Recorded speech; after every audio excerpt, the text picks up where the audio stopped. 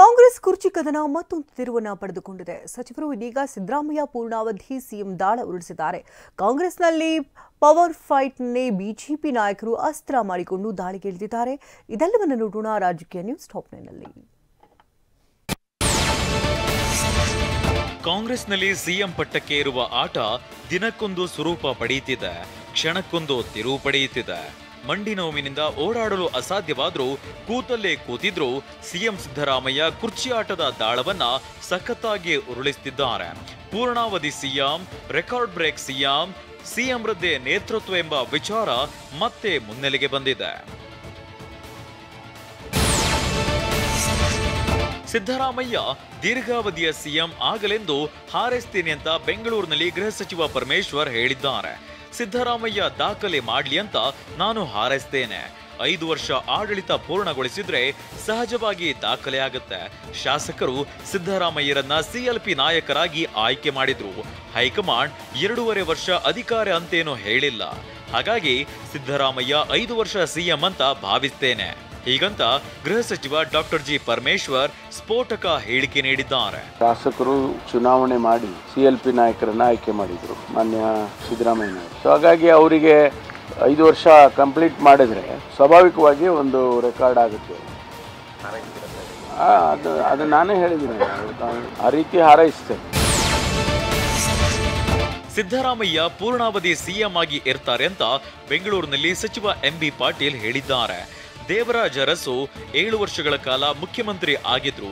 ಸಿದ್ದರಾಮಯ್ಯ 7 ವರ್ಷಗಳಲ್ಲ 10 ವರ್ಷ ಸಿಎಂ ಆಗಿರ್ತಾರೆ ಅಂತ ಹೇಳಿದ್ದಾರೆ. ದೇವರಾಜ ಅರಸು 7 ವರ್ಷ ಆಗಿದ್ರು ಮುಖ್ಯಮಂತ್ರಿಗಳು. ಈಗ 7 ವರ್ಷ ಆಗಿತ್ತು ಬಂತು. ಮುಖ್ಯಮಂತ್ರಿಗಳು 7 ವರ್ಷಕ್ಕೆ 10 ವರ್ಷ ಆಗ್ತಾ ಉಳಿತಾರೆ, ಪೂರೈಸ್ತಾರೆ. ಪೂರ್ಣಾವಧಿ ಅವರು. ನಮ್ಮ ಹೈಕಮಾಂಡ್ ಸಿದ್ದರಾಮಯ್ಯರನ್ನ ಮುಖ್ಯಮಂತ್ರಿ ಮಾಡಿದೆ ಅಂತ ಸಚಿವ ಎಂಬಿ ಪಾಟೀಲ್ ಹೇಳಿದ್ದಾರೆ. ಸದ್ಯಕ್ಕೆ ಸಿಎಂ ಕುರ್ಚಿ ಖಾಲಿ ಇಲ್ಲ. ಈ ಅವಧಿ ಪೂರೈಸಿ ಮತ್ತೆ ಸಿದ್ದರಾಮಯ್ಯ ನೇತೃತ್ವದಲ್ಲಿ ಚುನಾವಣೆ ಎದುರಿಸಿ ಮುಂದಿನ ಬಾರಿಯೂ ರಾಜ್ಯದಲ್ಲಿ ನಾವೇ ಅಧಿಕಾರಕ್ಕೆ ಬರ್ತೇವೆ ಅಂತ ಹೇಳಿದ್ರು. ನಾನು ಈ ಗೊಂದಲ ಸೃಷ್ಟಿ ಮಾಡಕ್ ಹೋಗಲ್ಲ. ನಮ್ಮಲ್ಲಿ ಪಕ್ಷ ಹೈಕಮಾಂಡ್ ಅಂತಿಮ. ಹೈಕಮಾಂಡ್ ಸಿದ್ದರಾಮಯ್ಯ ಅವರನ್ನ ಮುಖ್ಯಮಂತ್ರಿ ಮಾಡಿದ್ದಾರೆ. ಮುಖ್ಯಮಂತ್ರಿ ಕುರ್ಚಿ ಖಾಲಿ ಇಲ್ಲ.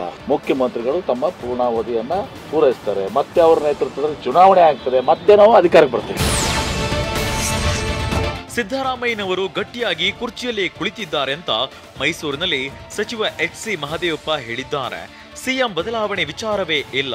ಸತೀಶ್ ಜಾರಕಿಹೊಳಿ ಮನೆ ನಮ್ಮ ಮನೆ ಅಕ್ಕಪಕ್ಕದಲ್ಲಿದೆ. ಇದೇ ಕಾರಣಕ್ಕೆ ಭೇಟಿಯಾಗ್ತೇವೆ ಅಷ್ಟೇ ಅಂತ ಮಹದೇವಪ್ಪ ಹೇಳಿದ್ದಾರೆ. ಸಾರ್ವಜನಿಕ ಜೀವನದಲ್ಲಿ ರಿಟೈರ್ಮೆಂಟ್ ಅಂತ ಇರಲ್ಲ. ಇದೇನು ಗೌರ್ಮೆಂಟ್ ಕೆಲಸನೇ ರೆಸ್ಟ್ ತಗೊಳ್ಳೋಕ್ಕೆ.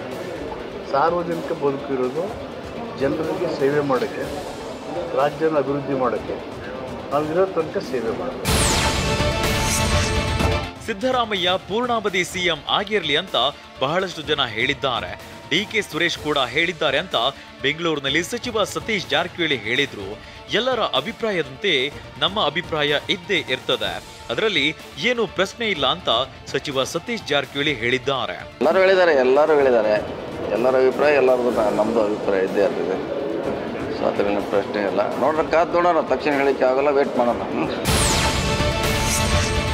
ಕಾಂಗ್ರೆಸ್ ಮನೆಯಲ್ಲಿ ಒಂದು ಕಡೆ ಸಿಎಂ ಕುರ್ಚಿ ಕತೆ ಆದ್ರೆ ಇತ್ತ ಕೆಪಿಸಿಸಿ ಅಧ್ಯಕ್ಷಗಾದಿ ವಿಚಾರದ ಸದ್ದು ಕೂಡ ಅಷ್ಟೇ ಜೋರಾಗಿದೆ.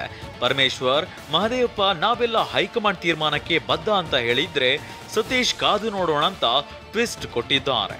ಹೈಕಮಾಂಡ್ ಡಿಸಿಷನ್ಸ್ಗಳು ಯಾವ ರೀತಿ ಇರ್ತವೆ ಅದನ್ನ ನಾವೆಲ್ಲರೂ ಕೂಡ ಅದನ್ನು ಒಪ್ಕೊಳ್ತೀವಿ. ಯಾವ ರೀತಿ ನಮ್ಮ ರಾಜ್ಯದ ಏನು ಡಿಸಿಷನ್ ತೊಗೊಂತಾರೆ ಅದು ಅವ್ರಿಗೆ ಬಿಟ್ಟಿದ್ವಿ.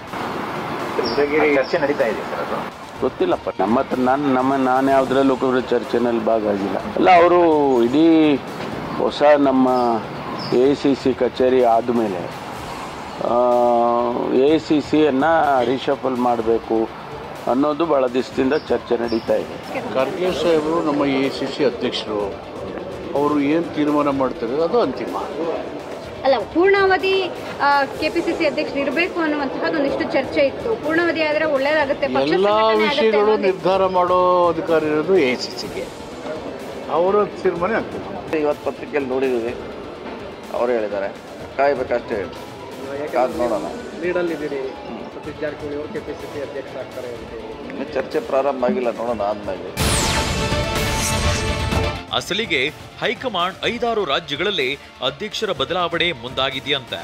ಆದರೆ ರಾಜ್ಯದ ಕೆಪಿಸಿಸಿ ಅಧ್ಯಕ್ಷರನ್ನ ಬದಲಾಯಿಸದಿರಲು ನಿರ್ಧಾರ ಮಾಡಿದೆಯಂತೆ. ಬೆಂಗಳೂರು ಅಭಿವೃದ್ಧಿ ಸಚಿವ ಡಿಕೆ ಶಿವಕುಮಾರ್ ಬದಲಾವಣೆಗೆ ಆಗ್ರಹಿಸಿ ಬಿಜೆಪಿ ಶಾಸಕ ಮುನಿರತ್ನ ಸಿಎಂಗೆ ಪತ್ರ ಬರೆದಿದ್ದಾರೆ.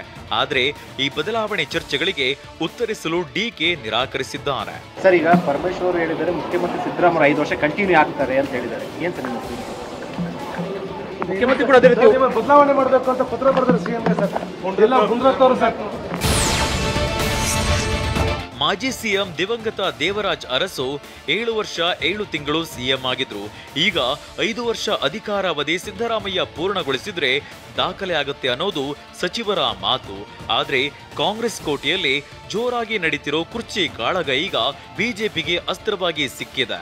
ಇದಕ್ಕೆ ವ್ಯಂಗ್ಯವಾಡಿರೋ ಸಿಟಿ ರವಿ ಸಿದ್ದರಾಮಯ್ಯ ಅರಸು ದಾಖಲೆ ಮುರಿಯುತ್ತಾರೋ ಇಲ್ವೋ ಗೊತ್ತಿಲ್ಲ, ಭ್ರಷ್ಟಾಚಾರ, ಬೆಲೆ ಏರಿಕೆಯಲ್ಲಿ ದಾಖಲೆ ಮಾಡಿದ್ದಾರೆ ಅಂತ ಕುಟುಕಿದ್ದಾರೆ. ದೇವರಾಜ ಅರಸು ದಾಖಲೆ ಮುರಿತಾರೋ ಬಿಡ್ತಾರೋ ನಂಗೆ ಗೊತ್ತಿಲ್ಲ.